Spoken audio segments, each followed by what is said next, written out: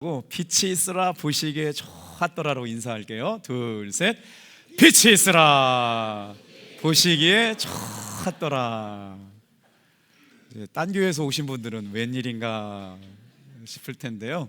저희 교회는 날마다 주일날마다 빛이 있으라 보시기에 좋았더라라고 인사하고 축복하는데, 하나님께서 우리에게 하신 최초의 창조 명령 동사가 빛이 있으라예요. 오늘 주님 보시기에 좋은 분들이 우리 권사님이 되시고 집사님이 되신 줄로 믿습니다. 인생의 기념비를 세우는 사람들은 어떤 사람들일까요? 갑자기 말씀 준비하다가 서재에 앉아가지고 성경 말씀 암송하고 있었는데 어머니 생각이 나더라고요. 어머니라는 단어가 생각나면 그 순간부터는 주체할 수가 없어요. 어머니 돌아가시고 나서도 어머니라고 하는 단어가 이렇게 곱씹어질 때마다 눈물이 뭉클뭉클해지는데, 저희 어머니는 그 우곤 감리교회에서 교회학교 부장을 독점하셨어요. 초등학교 학력밖에 없으셨는데 우건 감리교회 그래도 100년 된 교회거든요. 교육장도 계시고 카이스트 박사도 계시고 은행장도 계신데, 저희 어머니가 교회학교 교장 선생님을 오래 하셨어요. 한 10년 넘게 하셨어요. 그래서 제가 오늘 담임 목사님께 여쭤봤어요. 목사님, 교회 훌륭한 분들이 많으신데 왜 저희 어머니가 교회학교 부장을 이렇게 오래 하세요? 그랬더니 눈물로 새벽을 깨우고 아들을 주의 종 만들고 새벽마다 저녁마다 기도하는 믿음의 어머니의 기도야말로 교회학교 교사 부장으로서 훌륭하다라는 말씀을 들은 적이 있어요. 저희 형님이 논산 제일장로교회 장로님이 되셨거든요. 감리교 사람이 장로교 가서 장로가 됐어요. 그래서 제가 취임식에 갔는데 그 교회 담임 목사님이 최약선 목사님이신데 논산시에서는 성자로 통하시는 목사님이세요. 그래서 왜 그분이 성자라고 부르심을 받느냐 물어봤더니 논산 제일교회 장로교회가 1년에 추수감사절을 지내면 5천만 원 나오는데 이 5천만 원을 그해 논산시에 다 기부를 한다는 거예요. 그러면 그 5천만 원어치 쌀이 논산시 안에 있는 어려운 분들에게 다 흩어지는데 한 해만 한 게 아니고 아주 수십 년 동안 목사님 목회하시는 20, 30년 동안 그 일을 계속 해왔다는 거예요. 근데 그 목사님이 집사님, 권사님, 장로님 취임식 하시면서 우리 권사님들 또 집사님들, 장로님들한테 이런 부탁하시더라고요. 다 같이 한번 따라해 볼게요. 직분은 말로 하는 것이 아니라, 직분은 말로 받는 것이 아니라 어깨로 지는 것입니다. 어떤 사람들은 직분을 말로 받는 줄 알아요. 그래서 자꾸 말이 많아져요. 원망도 하고 불평도 하고 시끄러워요. 내가 안 죽어서 그래요. 그런데 직분은 어떻게 받느냐? 두렵고 떨림으로요. 하나님의 법궤는 어깨에 짊어지는 사명인 줄로 믿습니다. 자, 우리 다 같이 한번 따라해 볼게요. 인생의 기념비를 세우는 사람들. 하나님께서 이스라엘 백성들에게 인생의 기념비를 세우라고 말씀하셨어요. 자, 요단강을 건너고 나서 이스라엘 백성들에게 하나님께서 행하신 놀라운 일들을 기억하라고 하면서 기념비를 세우라고 말씀하세요. 그래서 이스라엘 백성들이 12돌을 세워가지고 기념비를 세우게 되는데 그건 그냥 돌이 아니었어요. 어떻게 인생의 기념비를 세워갈까? 하나님께서 나에게 베풀어 주셨던 은혜의 흔적을 남기는 것, 이게 기념비입니다. 하나님께서 나에게 베풀어 주셨던 은혜를 기념하는 것, 이런 신앙의 고백을 담아갖고 세우는 것이 기념비예요. 오늘 하나님께서 이 시간에 권사님으로 부르시고 집사님으로 부르신 그 은혜의 기념비가 여러분 꼭 세워지시기를 주님의 이름으로 축복합니다. 제가 사진 몇 장을 보여드릴 텐데요. 이거 마이크 커졌어요? 뉴욕에 가면요 자유의 여신상이 있거든요. 1886년 미국이 독립을 선언하면서 저 뉴욕에 가면 좀 보여주셔도 돼요. 자유의 여신상이 있는데 저 자유의 여신상을 누가 만들었냐면 프랑스 사람들이 와서 만들어줬어요. 불꽃을 들고 미국의 자유정신이 이 땅에 깃들어 있다라고 하는 것들을 만들었는데 놀랍죠? 미국 뉴욕에 가면요 자유의 여신상이 있습니다. 자, 프랑스 파리에 가면요 에펠탑이 있어요. 사진 정말 우리 방송팀 멋지게 찾아주셨네요. 1889년에 프랑스 혁명 100주년을 기념해가지고 파리에서 만국 박람회라고 하는 회의가 열렸는데, 그 만국 박람회를 열고 프랑스에는 자유와 혁명이 있다라고 하는 것을 기념해서 파리에 에펠탑을 세웁니다. 우리나라에는 기념비 할 만한 곳이 어디 있을까? 제가 감리교인이라서 그런지 모르겠지만 3.1 운동을 했던 제암리에 우리 감리교인들의 신앙과 애국과 사랑이 저기에 담겨져 있는데, 1919년 4월 15일 날 일본군 경찰들이 우리 제암리에서 그 동네 사람들을 잡아다가 불태워 죽인 사건이 가슴에 민족 앞에 굉장히 기억해야만 할 사건이라고 해서 제암리에 순국 기념관이 세워져 있어요. 이스라엘 백성들, 이스라엘에 가면요 꼭 돌아봐야 될 것이 있는데, 그게 바로 뭐냐면요, 아주 유명한 야드 바셈이라고 하는 기념관이 있는데, 이 기념관은 왜 그렇게 중요한 기념관이냐면 2차 세계대전 때 독일의 나치가 유태인들을 얼마를 죽였냐면 600만 명을 죽였어요. 600명이 아니고요, 600만 명을 13년 동안 1932년부터 1945년까지 세상이나 남자 어른, 그러니까 남자 여자 성인 어른만 450만 명을 죽였고요, 어린이가 150만 명 희생을 당했어요. 생체 실험, 가스실 뭐 이런 것들.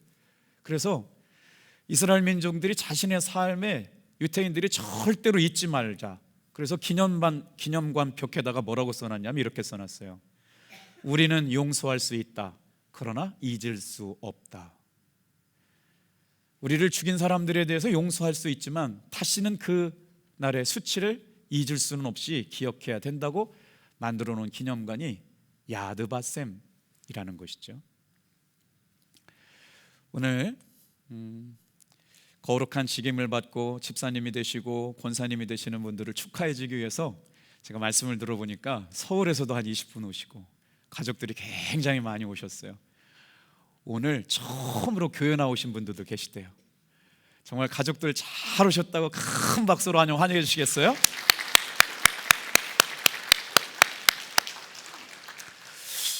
하나님께서 우리 권사님들을 통해서, 집사님을 통해서 어떤 인생의 기념비를 세워가실까? 자, 이스라엘 백성들이 요단강을 건넌 다음에 하나님께서 이스라엘 백성들에게 인생의 기념비를 세우라고 말씀하시는 말씀이 여호수아서 4장에 등장하거든요. 이때가 5월이면요, 이스라엘 민족이 살던 마을들은 5월 달에 비가 많이 와요.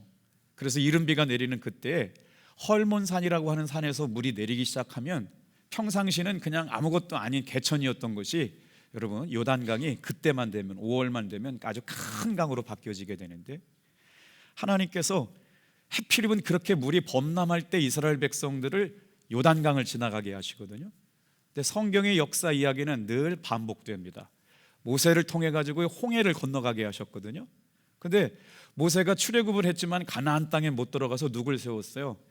눈의 아들 여호수아를 세워 가지고요, 하나님께서 젖과 꿀이 흐르는 가나안 땅에 들어가게 하시면서 하나님이 여호수아도 함께 하신다는 걸 보여주시기 위해서 어디를 건너가게 하냐면요, 요단강을 건너는 사건을 모세에게 홍해를 주셨던 것처럼 여호수아에게 요단강을 건너가게 하시는데, 그때가 언제냐? 여호수아서 4장 19절 말씀해 보니까 첫째 달 10일에 백성이 요단에 올라와서 여리고 동쪽 경계 길갈에 진침해. 성경 말씀은 한 구절도 그냥 적혀 있는 데가 없어요. 길갈이라고 하는 단어가요, 굴러가다라는 뜻이에요. 아픔, 노예, 슬픔, 눈물이 지나갔다 굴러갔다 새로운 삶이 되었다는 거예요. 오늘 권사님의 직분을 받는 여러분의 삶에 하나님께서 이 직분을 통하여 새로운 인생의 기념비가 되게 하실 줄로 믿습니다. 자, 그럼 우리는 이 기념비를 어떻게 감당해야 될까? 하나님께서 여호수아에게 말씀하셨던 그 말씀이 우리 권사님과 집사님들에게 새롭게 직분을 받는 여러분에게 주시는 말씀이라고 생각이 돼요. 여호수아서 4장 1절부터 3절 말씀에 보니까 하나님께서 이스라엘 백성들에게 명령을 하시거든요. 각 지파에 한 사람씩 12사람을 택하여 요단 가운데 제사장이 발이 굳게 선 그곳에서 돌 12를 택하여 그곳에 두라. 자, 여러분 이제 질문할게요. 이스라엘 백성들이 요단강을 건넌 것은 위대한 사건일까요? 아닐까요? 위대한 사건이잖아요. 그런데 건너면 그만이지, 건넌 그 물속 깊은 곳에다가 돌을 쌓으래요. 12개를 기념비를 세우래요. 하나님이 행하시는 일을요, 때로는 이해할 수 없는 일들이 많아요. 왜 우리가 직분을 받을 때 여러분 말로 받지 않고 어깨로 짊어져야 되는지를 신명기 10장 8절 말씀을 통해서 같이 한번 읽어볼까요? 여러분은 이제 거룩한 하나님의 직분을 감당하는 분들이 됐어요. 하나님께서 직분을 주시는 사람들을 이 성경은 뭐라고 얘기하냐면 레위지파 사람들 그렇거든요. 오늘 이 자리에 와 계신 여러분 한 분 한 분은 다 레위지파로 부름받은 거룩한 예배자인 줄로 믿습니다. 레위지파를 부를 때 하나님께서 찬양대를 맡기고 또 성전 지기를 만들고 성전에서 제사를 돕는 사람들을 다 레위지파 사람들을 통해서 만들었는데, 그때 하나님께서 레위지파 사람들을 부르셔서 주님의 일을 맡길 때 뭐라고 말씀하셨느냐? 신명기 10장 8절 말씀에 이런 말씀이 나와요. 그때 여호와께서 레위지파 사람을 구별하여 여호와의 언약궤를 매게 하며 여호와 앞에 서서 그를 섬기며 또 여호와의 이름으로 축복하게 하셨으니 그 일은 오늘까지 이르느니라. 오늘 거룩한 직분을 받는 권사님들이 하나님 앞에 서서 예배하는 예배자의 삶을 사시길 축복합니다. 예배자의 삶을 살면서 뭐 해야 돼요?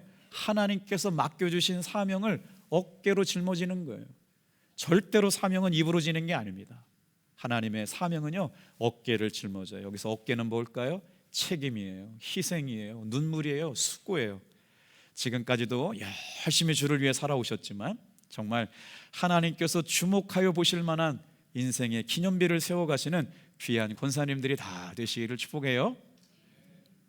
저희 교회에 한 집사님이 계시는데 최근에 남편이 육아휴직을 하게 되었대요. 근데 그 가족 수가 6명이나 돼요. 6명이서 250만 원 가지고 한 달을 살아가야 되는데, 그 지혜로운 아내가 하나님 앞에 기도했대요. 하나님, 지금까지도 채워주셨는데 앞으로도 분명하게 채워주실 줄 믿습니다. 근데 그러고만 끝난 것이 아니라 하나님께 기도했는데 생각지도 않게 남자 머리를 깎게 되는 이용사가 됐대요.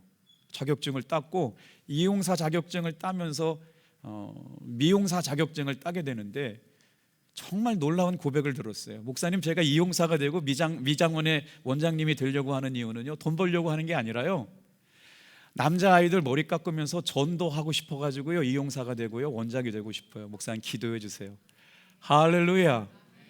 하나님의 나라를 세워가는 킹덤 빌더의 사람들며, 오늘 귀한 권사님들이 기도하시면서 하나님의 나라를 이루어가는 귀한 킹덤 빌더의 삶을 사시길 축복합니다. 자, 오늘 말씀을 잘 읽다 보면요, 이스라엘 백성들이 요단강에 2개의 기념비를 세우게 되는 걸 보게 돼요. 다 같이 한번 따라해 볼게요. 요단강 안에 기념비를 하나 세우라고 말씀하셨거든요. 그런데 요단강을 건너와서 나온 바깥, 요단강 강가 밖에다가도 기념비를 세우래요. 하나님이 하시는 일은 참 이해할 수가 없어요. 아니, 죽을 뻔해가지고 요단강 통과하신 것만도 감사한데 왜 다시 12지파를 불러다가 돌을 메고 요단강 중앙에 가가지고 돌에 기념비를 세우라고 말씀하실까요? 성경 말씀을 잘 읽어보면 이스라엘 백성들은 불평 한마디가 없습니다. 하나님의 말씀대로 그대로 요단강 안에 기념비를 세우고 요단강 밖에 기념비를, 돌비를 2개를 세우는 것, 그 의미를 3가지만 말씀을 드리고 말씀을 정리할게요. 다 같이 한번 따라해 볼게요. 첫 번째 기념비는 나는 죽었습니다. 우리 권사님들이 탑동교회 직임을 맡은 권사님이 되고 집사님이 될 때 이제 분명하게 고백해야 될 고백이 있어요. 다 같이 한번 따라합시다. 나는 죽었습니다. 첫 번째 기념비는 요단강 안에다가 세우라고 말씀하셨거든요. 추수하는 보리추수 5월 달에 헐몬산에서 물이 가장 범람이 나서 요단강이 넘실넘실 될 때 하나님께서 불가능한 죽음의 강을 통과하셨는데 그 일을 기억해라. 너를 살려주신 분이 누구냐? 우리 주 예수 그리스도. 여러분이 구원받고 거룩한 사명을 받은 것은 예수님께서 구원하여 주신 은혜 때문인 줄로 믿으시길 바랍니다. 끊임없이 나는 죽어야 돼요. 내가 살면 교회가 시끄러워집니다. 오늘부터 거룩한 직임을 받은 순간 매 순간마다 355일, 365일 예수님의 이름 안에서 먼저 죽어지는 여러분 되길 바랍니다. 여러분, 하나님께서 저와 여러분들을 구원하시고 건져내셨기에 귀한 사명 받으시고 구원받은 하나님의 자녀라 같은 것을 잊지 말고 기억하는 여러분 되길 축복합니다. 그래서 길갈이라고 하는 곳에서 수치가 굴러갔어요. 내 인생의 부끄러움, 아픔, 눈물이 다 굴러가서 이제 하나님이 나를 죽이시고 새롭게 만드신 새로운 피조물로 내가 죽었습니다 라고 하는 인생의 기념비를 요단강 안에다가 세우라고 말씀하세요. 권사님 사명, 집사님 사명 감당할 때마다 내 말이 앞서는 것이 아니라 주님의 마음이, 주님의 사랑이, 주님의 눈물이 있는 곳에 여러분의 마음과 생각이 있기를 주님의 이름으로 축복합니다. 두 번째예요. 다 같이 한번 따라해 볼게요. 나는 살았습니다. 요단강 밖에다가 기념비를 세우라고 하는 거예요. 요단강 안에서 세운 기념비는 여러분, 홍수 나면 다 죽는데 죽음의 강에서 건져낸 건 누가 건져내느냐? 예수님께서 건져주셨기 때문에 내가 살았음으로 고백해서 기념비를 세웠다면, 이제 죽었음으로 기념비를 세웠다면 요단강 밖에 세우는 기념비는 내가 예수님 안에서 다시 살았기 때문에 세우는 기념비라고 하는 거예요. 세상의 물결과 세상의 음란의 문화와 바알의 문화와 여러분, 세상의 죽음의 문화가 넘실넘실되고 있어요. 그 강은 혼자 건널 수 없는 강입니다. 어떻게 건너냐고 물어봤더니 여러분, 제사장이 언약궤를 법궤에 메고 걸어갔다. 그래서 어떻게 됐어요? 제사장이 언약궤를 법궤에 메고 요단강에 발을 디디자마자 요단강이 갈라졌거든요. 그런데 제가 말씀을 보니까 이해 안 되는 구절이 하나 나와요. 왜 요단강 안에도 세우고 요단강 밖에도 기념비를 세우라고 했느냐? 여호수아서 3장 11절 말씀을 같이 한번 읽어볼게요. 아주 중요한 단어가 나오거든요. 평상시 여러분 못 보셨을 거예요. 같이 읽어볼게요. 시작. 보라, 온 땅의 주의 언약궤가 너의 앞에서 요단을 건너가나니. 언약궤는 뭐 하냐면 사람의 죄를 용서하려고 동물의 피를 바르는 곳이 언약궤였어요. 하나님의 말씀이 보관되어 있는데 절기 때마다 동물의 피를 뿌려가지고 죄를 용서함 받기 위해서 짐승의 피를 바르던 것이 언약궤였는데, 오늘 여호수아서 3장 11절 말씀해 보니까 보라, 언약궤 곧 온 땅의 주께서 너희보다 먼저 요단강을 건너셨느니라. 다 같이 한번 따라 볼까요? 주께서 요단강을 먼저 건너셨대요. 내가 짊어지고 사명 감당하는 것 같지만 주님이 먼저 내 짐을 짊어지고 계심을 믿으시길 바랍니다. 주께서 감당할 힘 주시고 물질 주시고 은혜 주셔서 귀한 인생의 기념비를 세우게 될 줄로 믿습니다. 주께서 나보다 먼저 갔다는 거예요. 주께서 너희보다 먼저 가서 일하고 계시다는 거예요. 우리 권사님이 기도하시고 우리 집사님이 기도할 때마다 그 기도를 들으시는 주님께서 먼저 환경을 조성하시고 역사를 일으키시려고 일하고 계심을 믿으시길 바랍니다. 그래서 예수님의 은혜로 내가 살았다 라고 하는 기념비를 요단강 밖에 세웠다. 이 말씀을 신약의 성경으로 읽으면 요한복음 1장 29절 말씀으로 읽을 수가 있겠어요. 같이 읽어볼게요. 시작. 보라, 세상 죄를 지고 가는 하나님의 어린 양이로다. 여호수아서 3장 15절 16절 말씀에 보면 궤를 맨 제사장들의 발이 물가에 잠겼을 때 어떻게 되느냐? 여러분, 넘실대는 물에 두렵고 떨려가지고 누가 먼저 들어가려고 지체하지 않지만 언약궤를 어깨에 짊어지고 있었던 제사장들이 믿음을 가지고 말씀에 순종해서 한 발을 내들여서 요단강에 들어갔을 때, 발이 물에 잠겼을 때 어떻게 하셨다고요? 그 놀라운 광경을 여호수아서 3장 13절은 이렇게 기록해 놓고 있어요. 읽어볼게요. 자, 시작. 제사장들이 발바닥이 요단물을 밟고 멈추면 요단물 곧 위에서부터 흘러내리던 물이 끊어지고 한 곳에 쌓여 서리라. 인생의 기념비를 세워가는 귀한 종들이요, 하나님 앞에서 여러분 놀랍게도 내가 죽어지는 은혜를 경험하시길 축복합니다.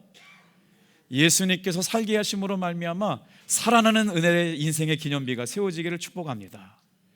놀랍게 말씀에 순종해서 언약궤를 맨 제사장들이 요단강에 들어갈 때 여러분 요단강이 갈라지면서 물벽이 멈추어 서가지고 한 곳에 멈춰버렸다는 거예요.